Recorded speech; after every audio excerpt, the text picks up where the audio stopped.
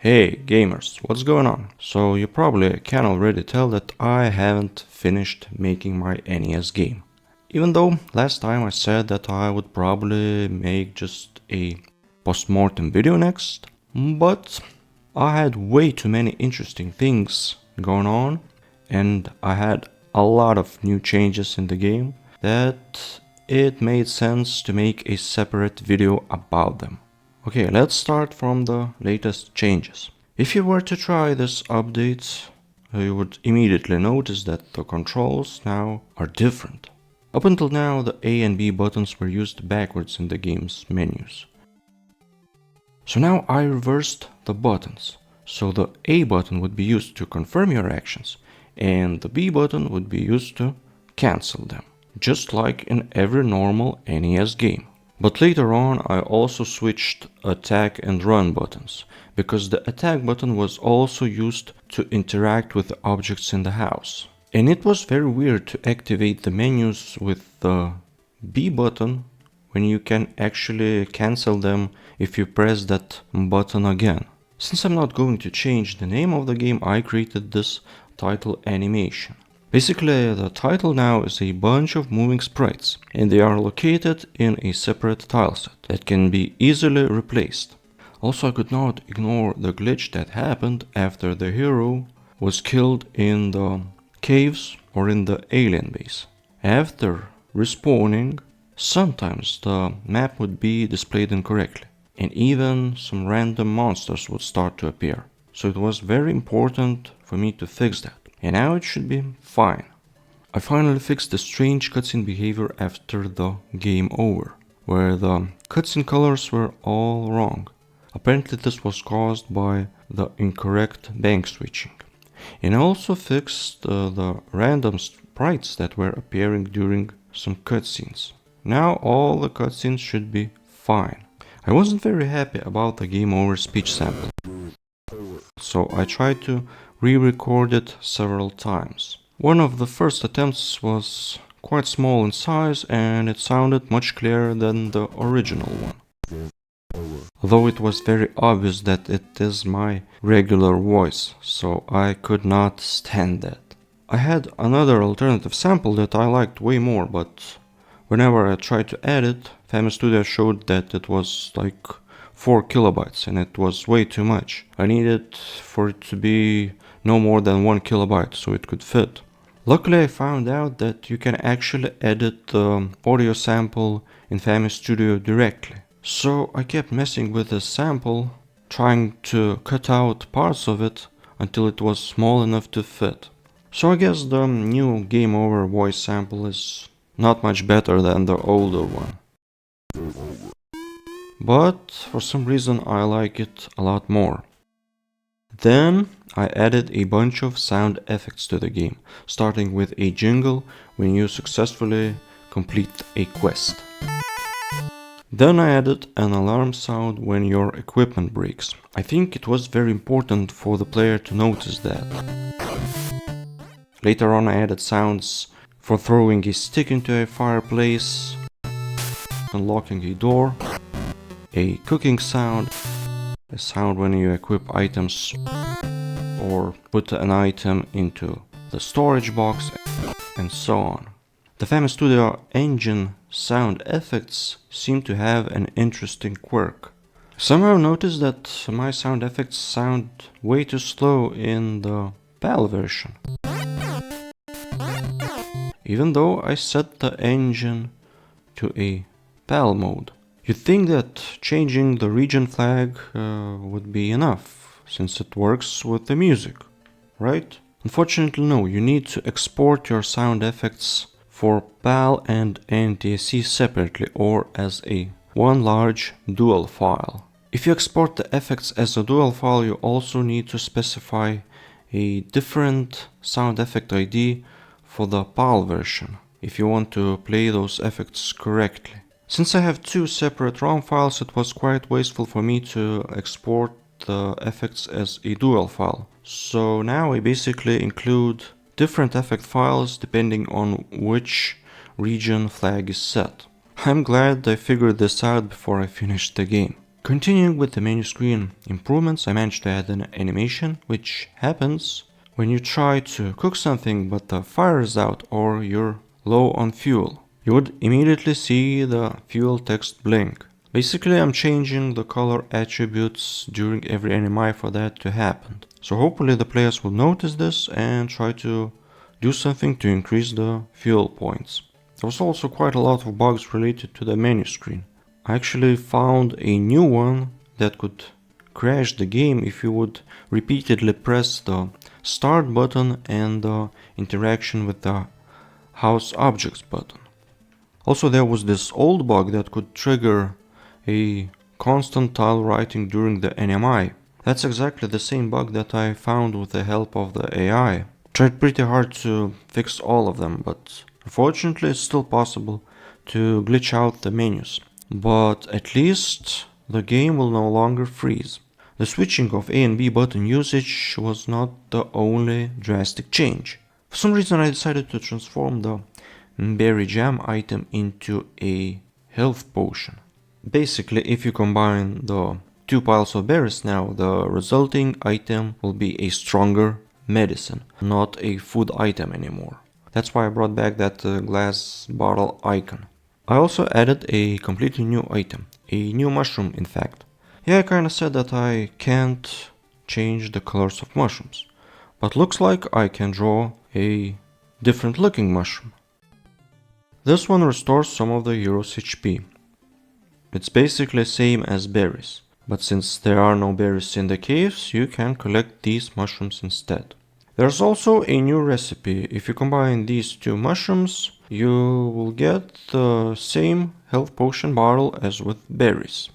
You can finally bring the letter from the cave to Erica whenever you want, not just when the quest is active.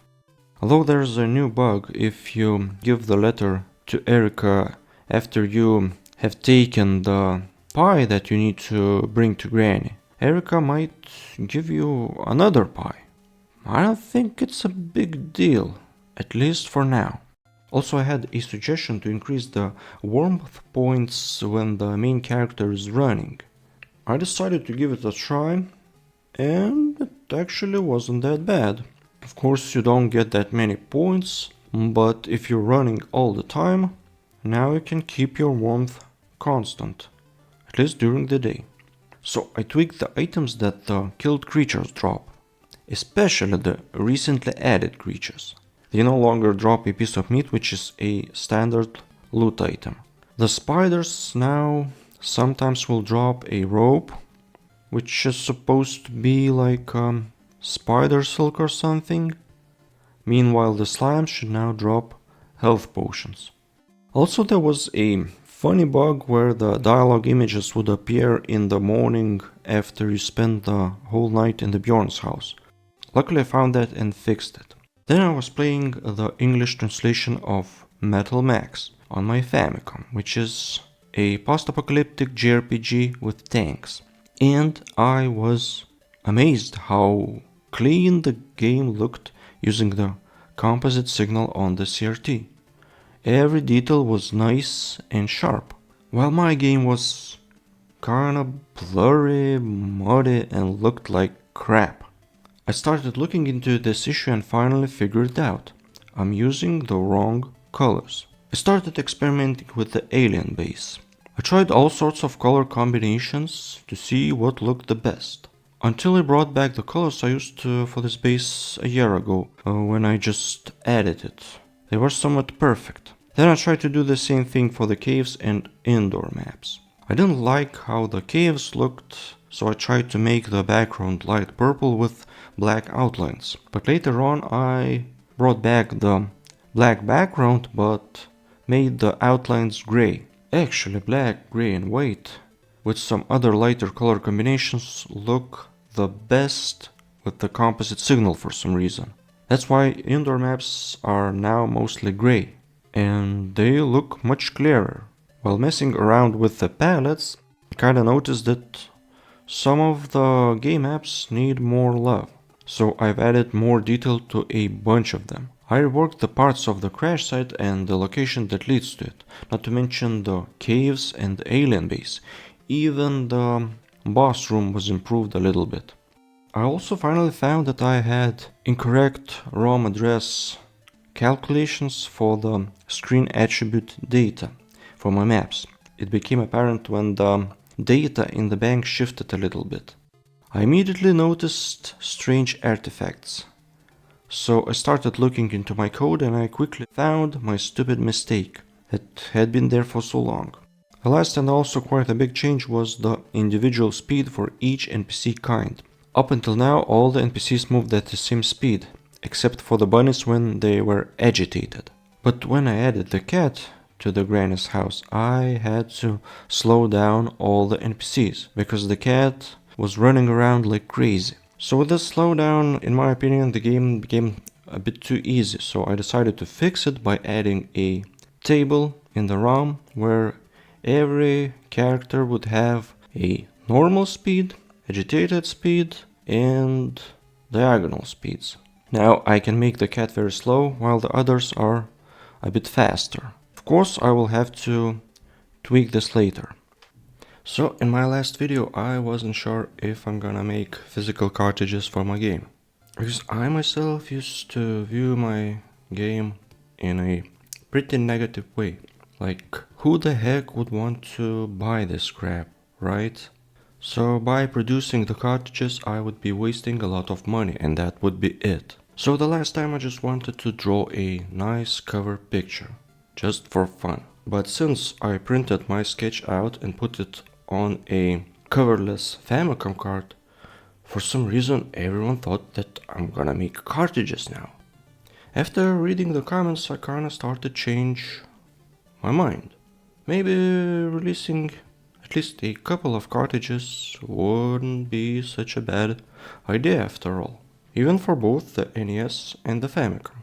That's right, I suddenly wanted to make two types of cartridges. At first I thought maybe I could buy the PCBs and the cartridge shells from Broke Studio site. They're from France or something, so the shipping probably won't be too expensive. But oh boy, how wrong I was. And they don't really have the PCB type I need. So what now? I still wanted to get all my parts locally, not like from the other side of the globe. I already bought some EEPROMs, static RAM, all the good stuff. All was left was the PCBs, shells, cover stickers, maybe manuals and boxes. I kinda even started to design the manual, but it is in a very early stage right now. I have no idea how much it will cost to print it. After some googling I realized that it was pretty hard to get the NES cartridge shells in Europe for a reasonable price. I managed to only buy these 4 shells for 20 euros, shipping included. I mean, they're not bad, but the quality, I don't know. So okay, I could use those in a worst case scenario. But what about the cartridge circuit boards? I have designed both the NES and Famicom cartridge boards in KiCad. But rest assured, I'm not going to make them at home. My previous attempts at making cartridges was mainly an educational pursuit to see if I could make PCBs at home from scratch. It was just a fun experiment, nothing more. There's no way I'm gonna make like 10 cartridges that way. Oh no. That would be a nightmare. Besides, the double-layered copper boards that I can buy locally are way too thick for the cartridges anyway. For both the NES and Famicom cartridges I need 1.2mm boards. So obviously I needed to order some factory-made professional PCBs. I kinda knew there was this German company Eisler that prints PCBs for hobbyists. The cool thing about their website was that you can upload KiCad project files directly without exporting to Gerbers or something. The price, well, it's not cheap, but I mean, I would not mind paying that. But there was one problem. There was only one option for the PCB thickness, and that was 1.6mm. That's exactly the same as my home made PCBs, and that's way too much. If we compare Isler PCB manufacturing options with what the Chinese companies like PCBWay or GLC PCB can provide, it would be like night and day. It's pretty sad that the Isler is the only company in the EU I know of where you can order PCBs like for a reasonable price. Sure, there are many other factories, but they don't deal with hobbyists like me. Probably if you order a few PCBs there, they would cost you like 100 euro each, if not more. You can actually see the available options on the PCB Shopper site. You can fill all the necessary parameters and it will show you all the possible PCB manufacturers and what the prices are. All the cheapest options are from China. So the cheapest for me is GLC PCB, so I ordered 5 prototype boards of my NES cartridge from them. Talking about the options, I was even able to choose a custom PCB color.